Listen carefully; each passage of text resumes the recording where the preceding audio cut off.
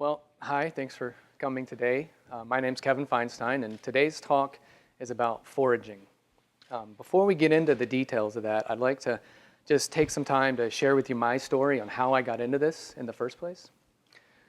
So, it was the late 90s, and I just graduated from college, and I was thirsty for knowledge, and the internet was new, and I was following the rabbit hole of research to find out more about the world. And what I found was very disturbing.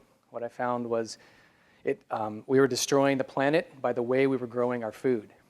And I also was disturbed to find out that I knew nothing about food, where it came from, and nobody around me seemed to know anything about it either.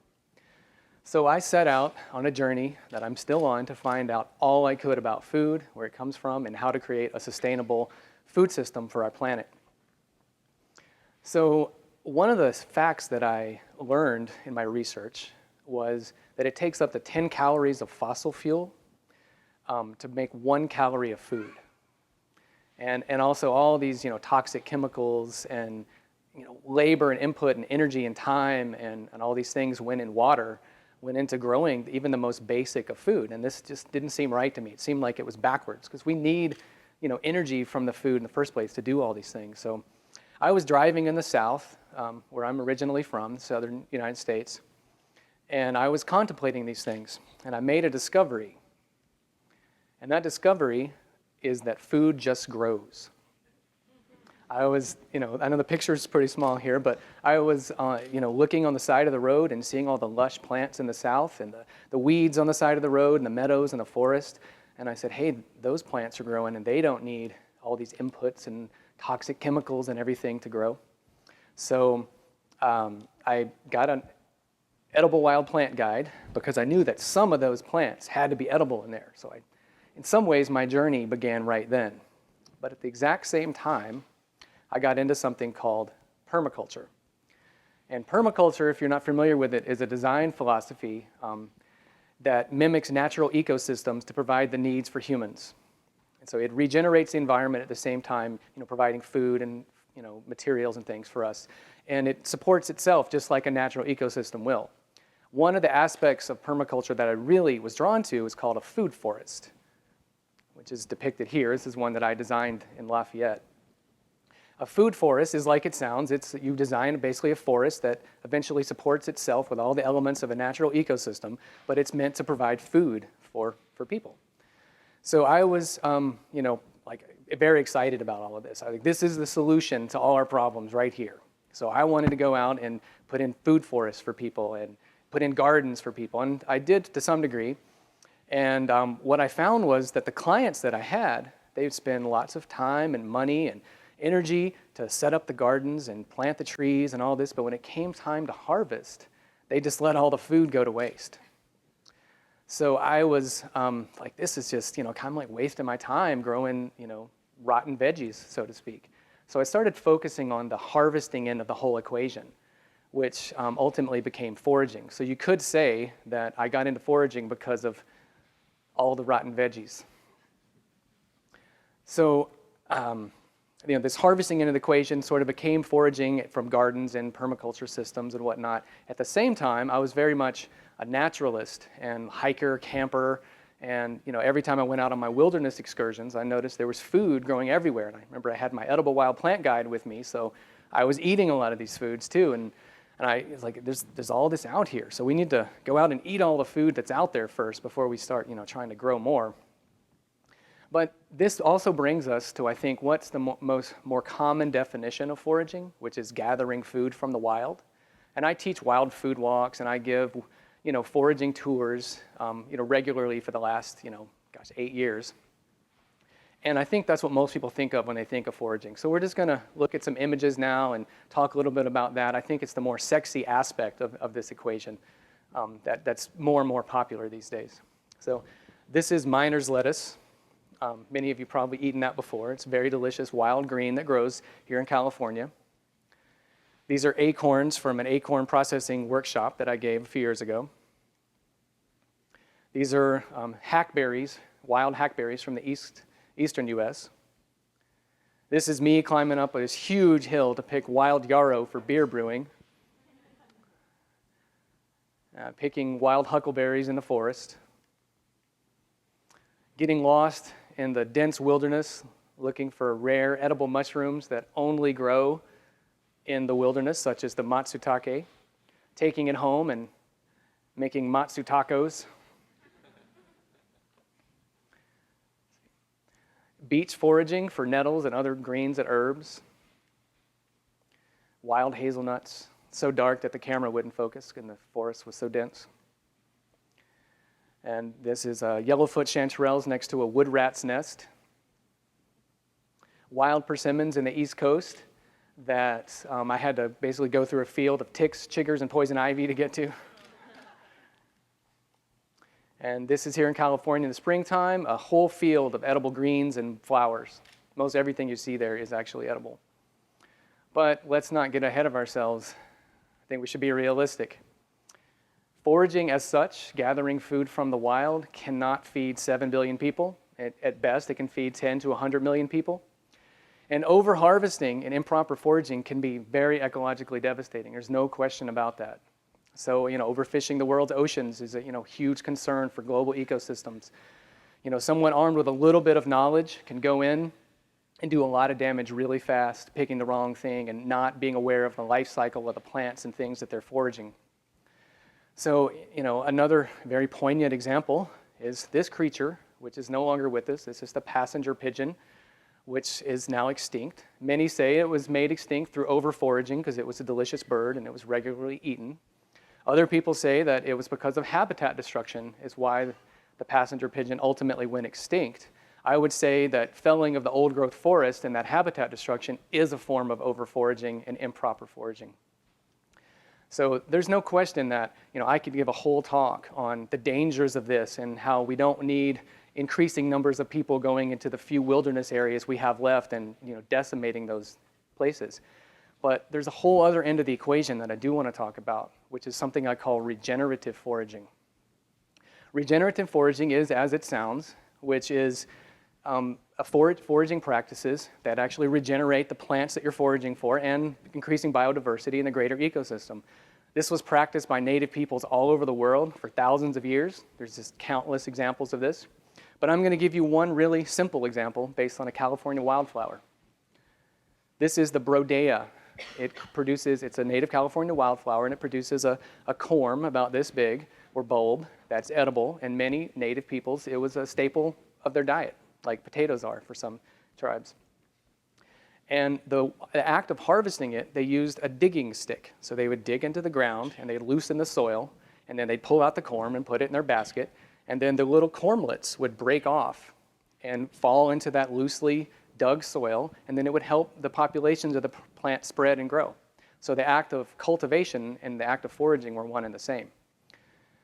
So, if you look at this picture here, it was taken just a few years ago in the Bay Area in an open space, and you can count, 1, 2, 3, 4, maybe 8, 9 little Brodea clusters sticking up there amongst all the non-native grasses. Well, 300 years ago, this was likely all Brodea because it was foraged for thousands of years to get those populations up. So nowadays, this, it's somewhat of a rare wildflower. It's no longer a viable food source because it hasn't been foraged in the way that it had been before. Another example of regenerative foraging is stinging nettle. This is a really simple, basic example. These can get really complicated, but this one's very simple. Stinging nettle is like basil in the sense that if you keep cutting it back, it'll produce more food for you. You can greatly increase the amount of food you get from one plant or a patch, and then also the duration in which you can get it. So we increase the season greatly too, and at the same time, it benefits the health of the plant. There's lots and lots of examples of this kind of thing, and a lot of the scientific studies have been actually done on grazing animals rather than human practices, but there's many of those too. So switching gears just a little bit, another way that we can incorporate foraging into a sustainable food system is the harvesting of what are considered to be invasive weeds. Most of the plants that I forage for and I teach in my classes and wild food walks are considered to be invasive or noxious weeds. And thistle is a great example. This is a common thistle that grows all over the world, and it's considered to be, a pest species for most farmers and gardeners, but it's actually quite edible. Here's a huge hillside full of thistle, and this is in Walnut Creek. I'd say that's about 80% thistle on that picture, believe it or not. And so it's a very, very abundant food source. Over-harvesting is not an issue when it comes to this. And some people think they should be eradicated from certain places, so forage away. And thistles are an extremely edible plant, despite what many people believe. The only parts you can eat are the spikes. So what I recommend eating is it sends up its flowering stalk, as you can see in this picture. And you take that flowering stalk, you peel it, and then you're left with these crunchy, delicious vegetables. And you can also cook them, and they get quite soft. And it's one of the best tasting vegetables I've ever had. So I highly recommend you guys try it. And the season for it's kind of right now, so be on the lookout for them. Another part of the thistle plant that I highly recommend eating is the sprout. So this is the newly growing thistle plant from the seed. And the first two leaves are called cotyledons, or germ leaves, and they have no spikes, and they're quite succulent and delicious. And the leaf in the middle, it looks like a thistle leaf because it's spiky, but it's actually not sharp, so you can eat the whole thing. But it's a great identification marker, that true leaf out the middle. And it's one of the best microgreens I've ever had. I suspect that you'll start finding them in farmers markets pretty soon. Another way in which we can incorporate foraging into a sustainable food system is the growing of weeds, so to speak. Many wild plants and weeds want to grow naturally. They don't require lots of input and labor and fossil fuels or fertilizers or anything. They just grow. And dandelion, for instance, is far more nutritious than many of its domesticated relatives, and most wild foods are. So they're easier to grow, and they're more nutritious. And in this situation here, this is a balcony in Oakland that's north-facing, and it's under an awning, so it's a small space, way too small and shady to grow a conventional garden. But instead, I chose to grow some wild plants, stinging nettle and chickweed, and I got a tremendous amount of food in this very small, shady area. And beyond that, stinging nettle is one of the most nutritious plants ever studied by science. And I just grew tons and tons of it there. So it's a great way to sustainably grow nutrition and food, even in areas where you can't grow a lot of other things. Another example is this plant. It's called aronia. It's a wild plant to the eastern U.S., and it can be grown in many parts of the world. It's the highest antioxidant content of any berry in the world, and it grows like the Dickens, as you would say.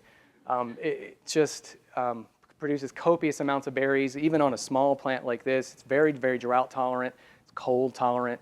It's just really, really tough and resilient plant, and you eat that nutrition from that. It makes you resilient too, all the antioxidants and whatnot. Very sustainably grown.